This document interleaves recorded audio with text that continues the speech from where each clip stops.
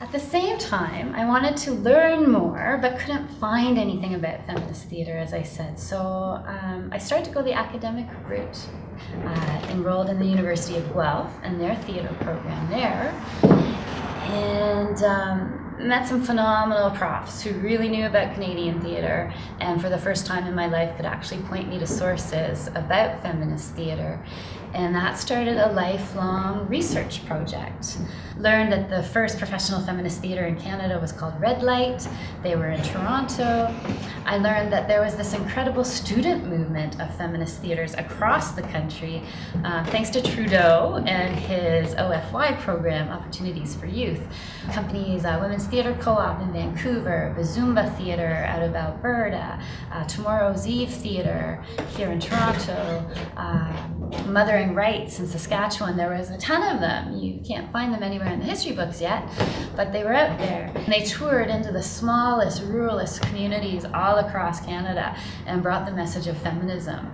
And often were met with a lot of anger and all sorts of responses.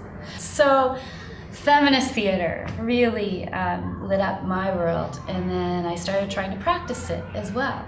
I got to my master's. I met a like-minded individual named Hope McIntyre, who was doing a directing degree out there, and she started doing a lot of collective creation work, which of course is a feminist cornerstone. The plays don't exist, so you have to create them yourselves. So she went on to found a company called Sarasvati Productions, which is still in existence. It's in Winnipeg, Manitoba now, and she's been running something called FemFest. That's one of the few festivals specifically for women's work in Canada. So I was in on the ground floor on that in the early years, starting with collective creations and working on her plays because she's a playwright as well. Then I came back to Toronto and did a PhD at U of T, though I never did finish. I'm currently lapsed, hopefully finishing that dissertation next year.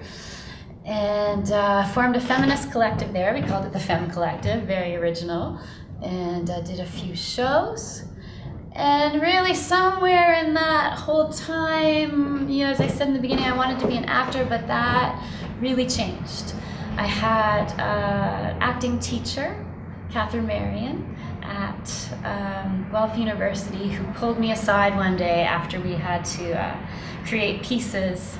I can't really remember what the instructions were, what the exercise was, but I was also discovering paganism and Wiccan religion and sort of the goddess stuff. So I created a ritual instead that called down the goddess, and it was a dance and this piece. And after I presented it for the class, Catherine Marion called me into her office and tried to have a heart-to-heart with me, where basically she told me that with my politics, I would not be able to make it in the theater industry, that there was no way I could be an actor and maintain my integrity. So I remember at the time being really angry at her. And how dare she tell me that? How dare she try to shut the doors on me?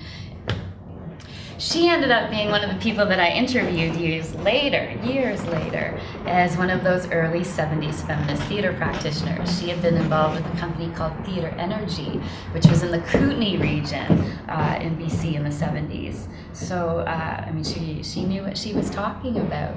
And when I interviewed her later on, it was probably like 2000,